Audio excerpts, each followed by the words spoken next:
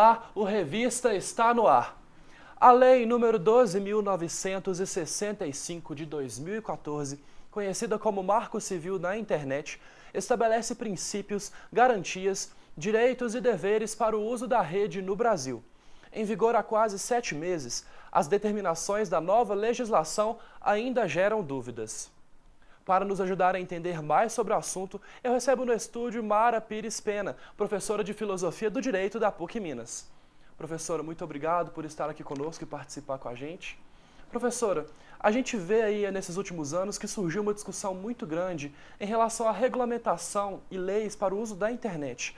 Como que era antes e como que é atualmente, depois da aprovação da Lei do Marco Civil no ano passado? Obrigada pelo convite, Mauro. A lei ela existe como um instrumento regulador desse instrumento de comunicação que nós temos, que é a internet. Existia antes, o direito teve algumas dificuldades de atuar sobre as relações humanas antes dessa lei, mas nós podíamos aplicar e ainda podemos aplicar várias leis que nós já temos. Por exemplo, alguns crimes que acontecem via internet, nós podemos aplicar a legislação penal. Né? As relações de direito do consumidor, por exemplo, contratos, compra e venda através da internet, nós aplicamos o Código de Defesa do Consumidor e continuamos aplicando. Mas essa nova lei veio regulamentar muitos outros fatores que nós não... são novidades no nosso mundo, né, com o desenvolvimento da internet, a facilidade de comunicação, que são, por exemplo, questões de armazenamento de dados, de comunicação entre as pessoas e também a questão do abuso de alguns direitos que são praticados através desse meio que é a internet, né? A maior parte das atividades que nós praticamos no mundo virtual, nós também praticamos no mundo pessoal, por exemplo, furto, né? Uso indevido de imagens. Todas essas atividades, em regra, nós compartilhamos na vida real, nós realizamos na vida real. Mas através da internet, alguns atos tomaram uma dimensão muito maior.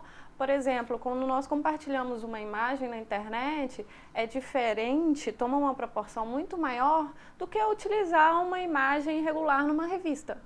Né? A internet dá uma proporção muito maior para esse fato irregular. Então foi necessária a regulamentação através dessa lei em virtude de algumas novidades, né, e proporções no comportamento humano que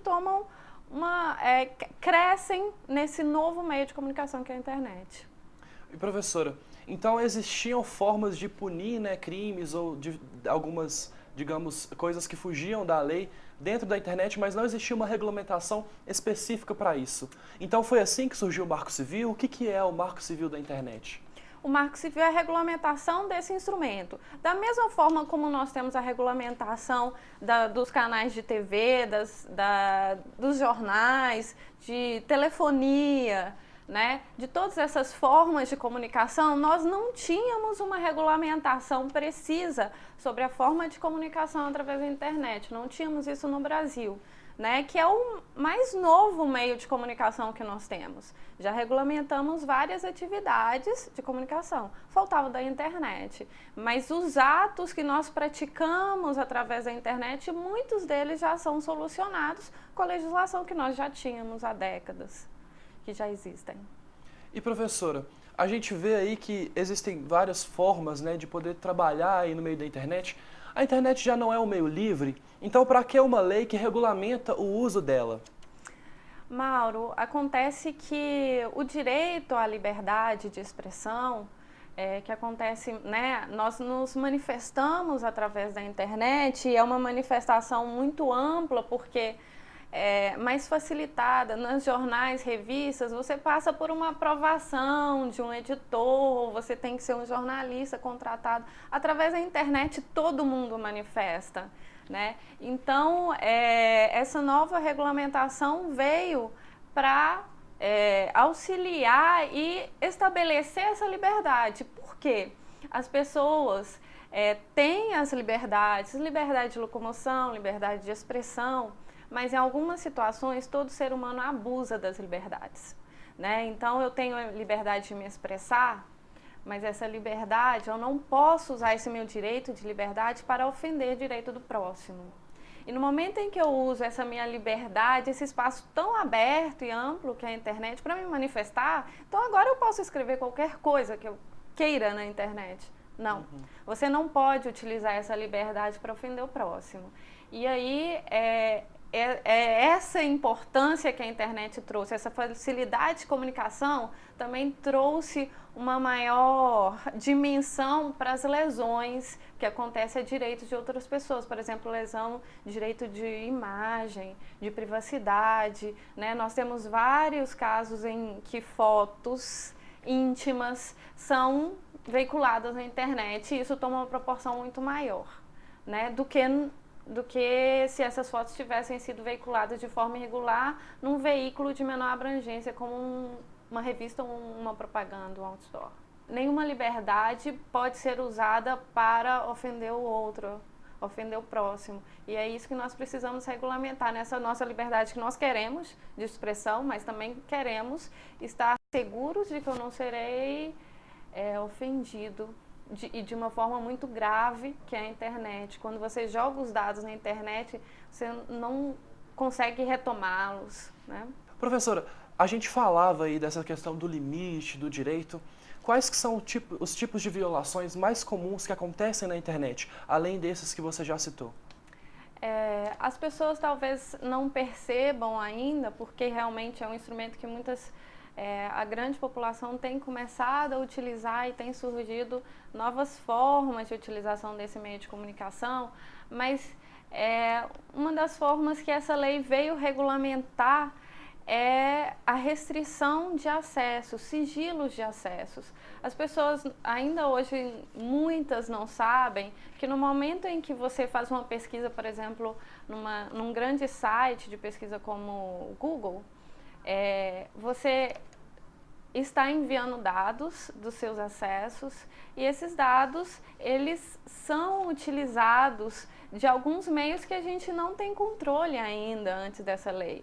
Então, não sei se você já percebeu, Mauro, quando você faz uma pesquisa no Google e depois você acessa uma outra rede social que tem propagandas, aquela sua pesquisa, por exemplo, se você pesquisou um carro, vai aparecer na sua rede social ao lado propagandas de carros.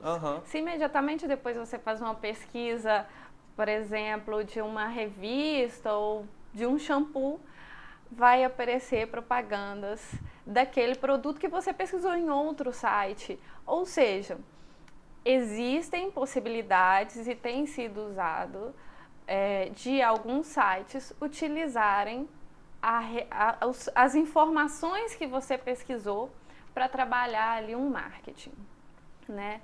E a lei veio regulamentar afirmando que a utilização dos seus dados e do seu histórico de acesso para outros fins de marketing, por exemplo, eles têm que ser autorizados por você.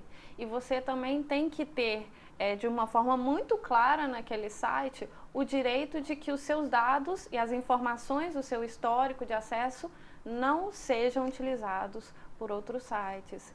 Então, é a utilização de dados pessoais, é a utilização das suas pesquisas que também precisa ser regulamentado. Outras questões que nós precisamos atentar para a questão da internet, direito da criança e do adolescente, né? Até que ponto, né, há essa liberdade também para crianças e adolescentes de acessos, né? A gente não pode estabelecer uma liberdade tão grande. E também de neutralidade, o princípio, né, da neutralidade desse meio de comunicação, de que esses sites eles não podem te direcionar, te induzir excessivamente para alguns outros sites. Então, esse direcionamento da nossa locomoção nesse meio de comunicação que ele precisava ser regulamentado, não havia regulamentação.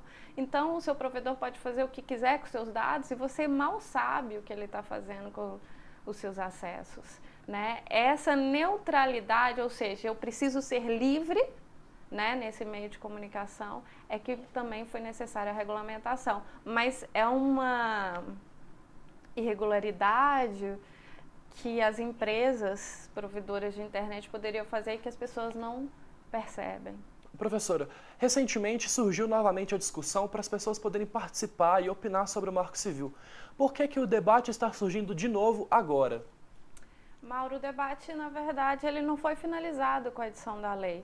A lei estabelece apenas princípios gerais, direitos e deveres, mas é necessário uma regulamentação dos gestores públicos, dos órgãos públicos, como essa lei será aplicada. E essa regulamentação é através de um decreto da Presidência da República.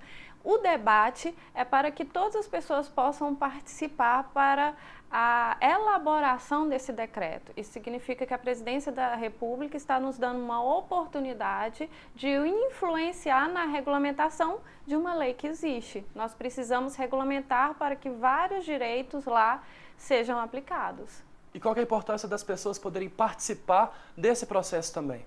A questão é a democracia.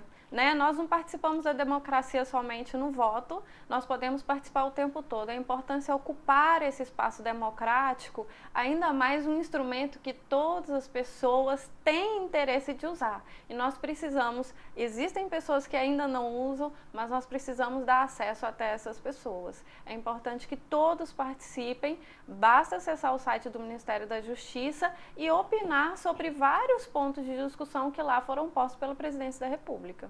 E professora, quais são esses pontos de debate e qual que é o site também para quem quiser poder participar, tá opinando aí sobre o Marco Civil? Bem, o site basta colocar participação, sem cedilha e sem tio, .mj, MJ é de Ministério da Justiça, .gov.br/Marco Civil.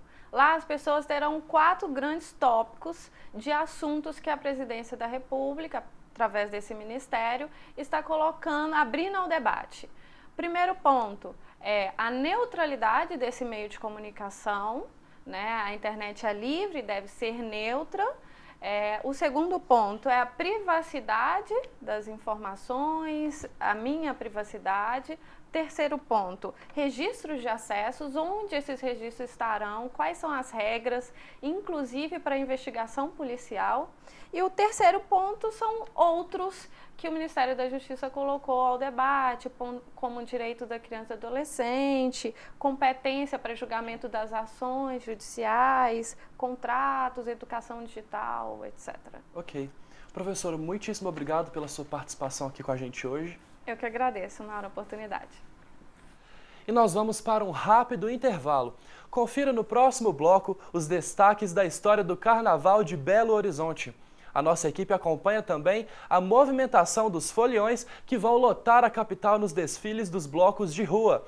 Não saia daí, a gente volta já já!